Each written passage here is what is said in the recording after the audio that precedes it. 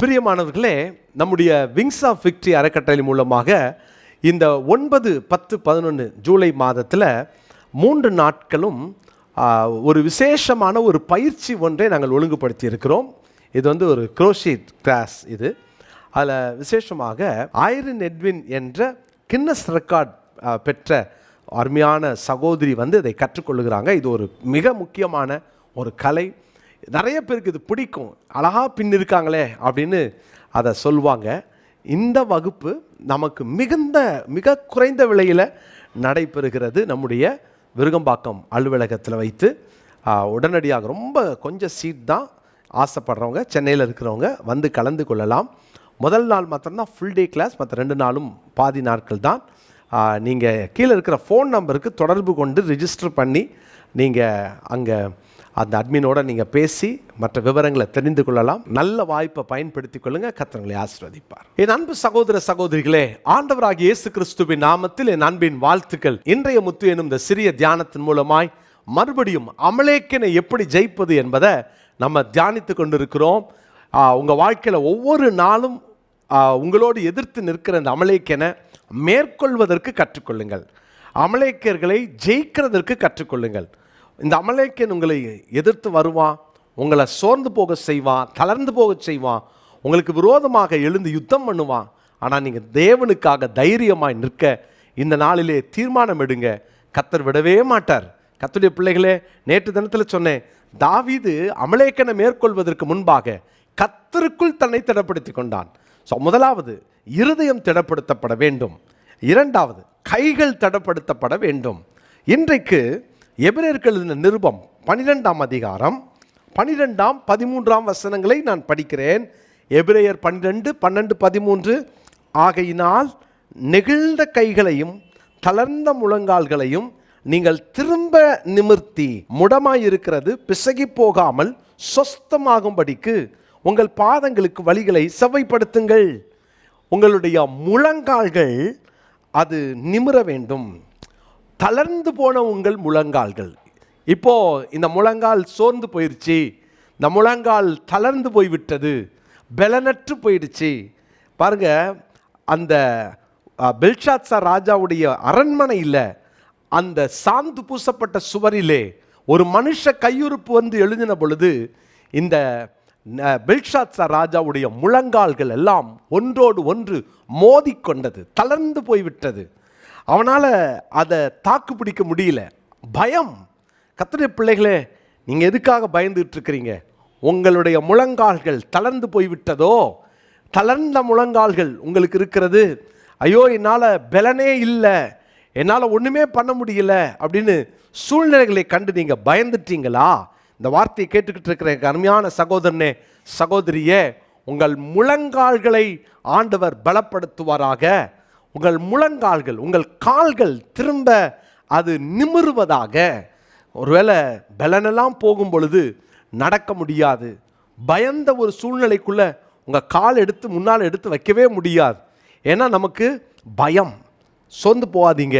தளர்ந்த உங்கள் முழங்கால்களை தேவன் திரும்ப அவர் ஊன்ற கட்டுவாராக. கர்த்தருக்குள் உங்கள் கால்களை திடப்படுத்தி கொள்ளுங்கள். சங்கீதங்களின் புஸ்தகம் 18ஆம் சங்கீதம் 33வது வசனத்தை நான் படிக்கிறேன்.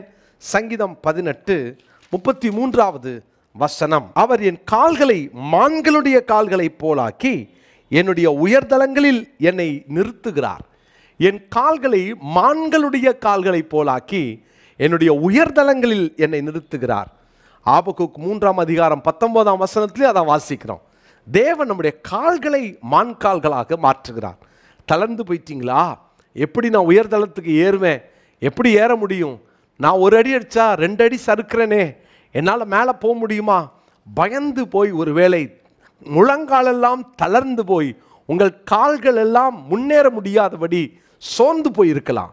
இதை கேட்டுக்கிட்டு இருக்கிற எனக்கு அருமையான தேவனுடைய பிள்ளைகளே, கர்த்தருக்குள் உங்கள் கால்களை திடப்படுத்துங்கள். எப்படி திடப்படுத்த முடியும்? கால்களை திடப்படுத்துவதற்கு என்ன செய்கிறது? முழங்கால்கள் தளர்ந்து போகிறது என்றால் ஜபக்குறைவை அது குறிக்கிறது. எப்பெல்லாம் நமக்கு ஜபம் குறைதோ அப்போல்லாம் உங்கள் பிரச்சனைகளை கண்டு நீங்கள் சோர்ந்து போவீங்க. ஈஸியாக கண்டுபிடிச்சிடலாம். ஒருத்தர் பிரச்சனையை பார்த்து அந்த பிரச்சனையை கண்டு அதில் ஸ்டக்கப் ஆயிட்டாங்க, அதுக்கு மேலே போக முடியல அப்படின்னா ஜெபக்குறைவில் அவங்க மாட்டிக்கிட்டு இருக்காங்கன்னு அர்த்தம். ஜெபிக்க விடாதபடிக்கு அந்த முழங்கால்களெல்லாம் தளர்ந்து போய் இன்னைக்கு ஜெபமே ஓடலை பிரதர், என்னால் ஜெபிக்க முடியல பிரதர்ன்னு சொல்கிற நிறைய பேர் இருக்காங்க. அருமையான தேவனுடைய பிள்ளைகளே, பாகாலுக்கு முன்னால் முழங்கால் படியிடாத 7000 பேரை கர்த்தர் அங்கே வைத்திருந்தார். எலியா நினைத்து கொண்டார் நான் மாத்திரம்தான் அப்படின்னு பயந்து ஒரு ஏறக்குறைய அவர் முழங்கால்களும் தள்ளாடுகிற ஒரு நிலைமைக்கு வந்துருச்சு. கர்த்தர் விட்டுட்டாரா? கர்த்தர் விட மாட்டார். காரணம் என்ன தெரியுமா? பாகாலுக்கு முன்னால் முழங்கால் படியிடாத ஒரு கூட்டம் எப்போதும் கர்த்தருக்காக உண்டு. கேட்டுட்டு இருக்கிற அருமையான தேவனுடைய பிள்ளைகளே, அமலேக்கன் வந்து உங்களை எதிர்த்துட்டதுனால உங்கள் முழங்கால்கள் தளர்ந்து போயிடுச்சோ? அமலேக்கன் வந்து உங்களோடு போராடுறதுனால மேன்மையான ஸ்தானத்தை அடைய முடியாது, அவ்வளோதான் அப்படின்னு நீங்கள் நினச்சிருக்கலாம். ஆனால் கர்த்தரோ திரும்ப உங்கள் வாழ்க்கையில் உங்கள் முழங்காலை பலப்படுத்தி உங்களை உயர்தலங்களை அடையும்படி அவர் செய்வார். ஏசாயா தீர்க்கதரிசன புஸ்தகம் 45ஆம் அதிகாரம் 23வது வசனத்தை நான் வாசிக்கிறேன். ஏசாயா 45:23, முழங்கால் யாவும் எனக்கு முன்பாக முடங்கும், நாவு யாவும் என்னை முன்னிட்டு ஆணையிடும் என்று நான் என்னை கொண்டே ஆணையிட்டிருக்கிறேன். இந்த நீதியான வார்த்தை என் வாயிலிருந்து புறப்பட்டது, இது மாறுவது இல்லை என்கிறார். உங்கள் வாழ்க்கையில் இருக்கிற எல்லா சோர்வையும் தாண்டி ஜோமுன்ன முழங்கால் படிடுங்க.